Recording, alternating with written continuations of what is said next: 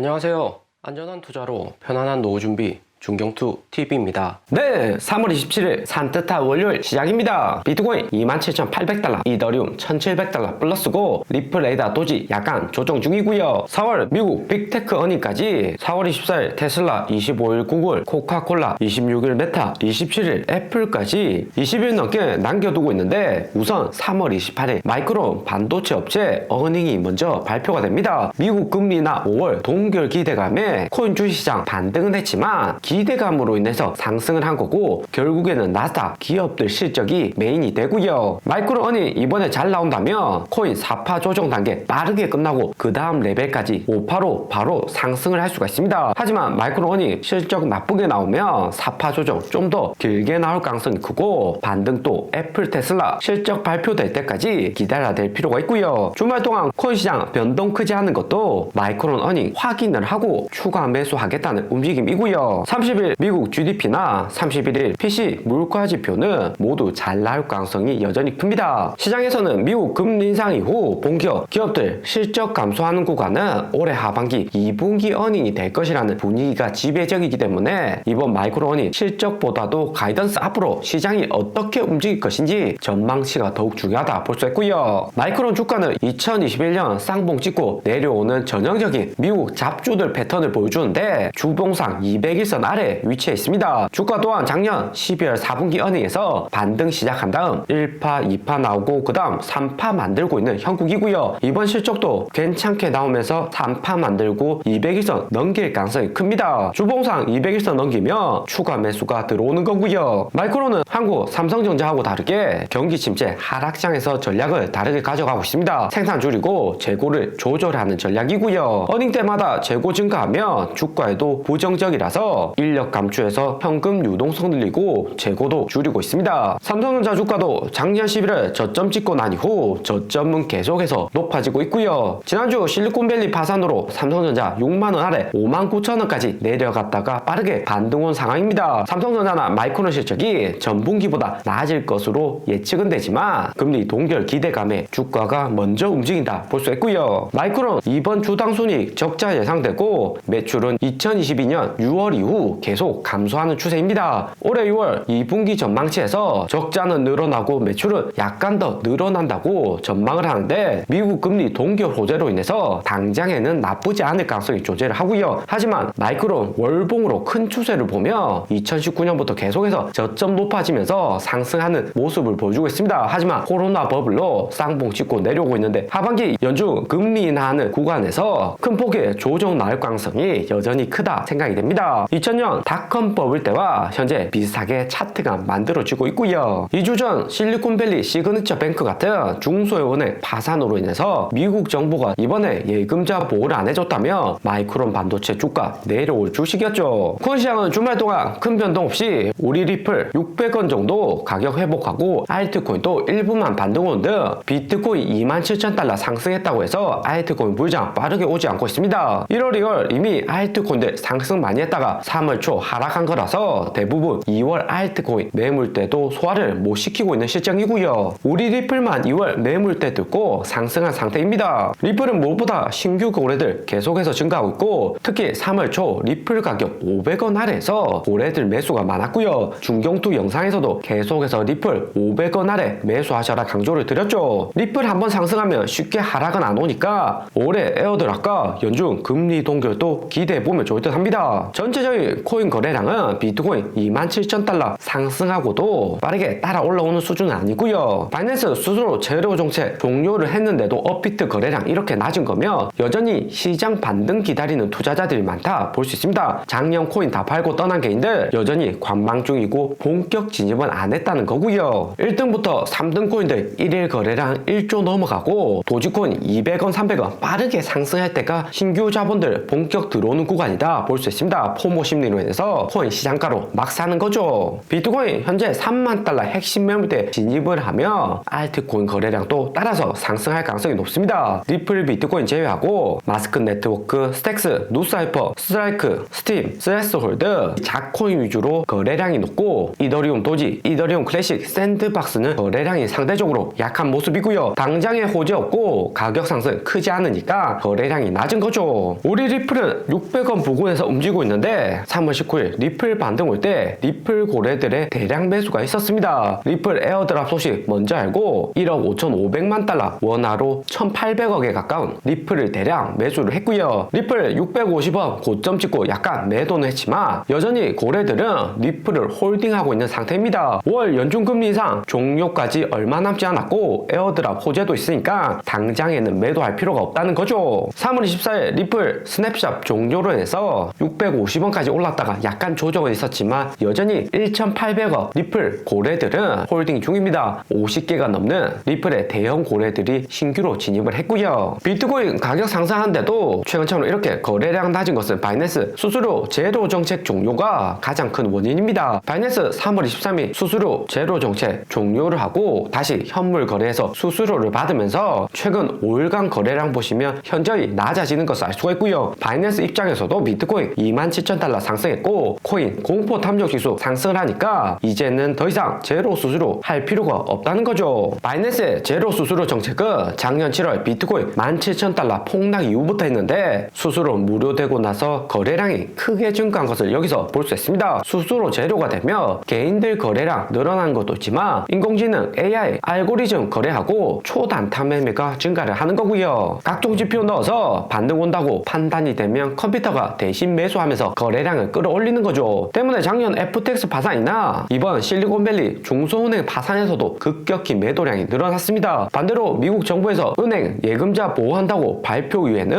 비트코인 가격 상승과 함께 거래량도 급증을 했고요. 거래량 크게 증가시켜서 변동성 키우는 역할을 합니다. 이번 상승장에서 재료 수수료 정책 종료를 했기 때문에 당분간 비트코인 변동성이 크지 않을 가능성이 높죠. 수수료 부담으로 인해서 당장에 빈번한 거래 안 할 가능성이 높고요. 대신에 알트코인은 리플처럼 당장 호재가 있는 코인 아니면 매수세 안 붙으면서 반등 역시 약할 수가 있습니다. 수수료가 부담이 되는 거죠. 2021년 코인 불장 기준으로 코인 거래하는 개인들은 평균적으로 한 달에 100건 이상의 코인 거래가 분석이 나오고 있습니다. 지금도 최소 30건은 매월 개인들 코인 거래가 빈번할 듯 하고요. 거래소별 거래량을 보면 FTX 파산 이후 가장 큰 수요 보고 있는 OK 거래소 제외하고는 바이낸스 게이트, 업비트, 호비, 코인베이스 모두 거래량이 주말 동안 감소를 했습니다. 바이낸스 주말 거래량 380억 불 40조 수준인데 2021년 코인 불장에서는 100조 이상의 거래량이었고요. 100조에서 최근 40조로 줄어들면 그나마 선방하고 있는 게 아닌가 할 수 있지만 전체 코인 시장이 거래량 줄어들면서 바이낸스는 수수료 제로 정책과 FTX 파산으로 반사 이익을 얻은 거고요. 수수료 제로 정책 끝난 지 얼마 되지 않았기 때문에 바이낸스 거래량 더 낮아질 수가 있습니다. 올해 5월 연준 금리 동결하고 비트코인 3만 달러 상승한다고 해도 바이낸스 현재 거래량에서 30% 정도 70조 수준의 거래량을 볼 듯 합니다. 전체 거래소별 코인 거래량 보면 업비트가 5위 10억 불로 크라켄, 크립토닷컴보다 높은 수준에 있고요. 유통되는 코인 종류나 거래량 업비트가 낮은 것을 고려해 볼 때 업비트의 이 정도 거래량은 선방하고 있다 볼 수 있습니다. 바이낸스 수수료 제로 정책 이후 작년 7월 바이낸스로 옮겨갔던 거래량이 다시 업비트로 돌아오고 있다 알 수가 있고요.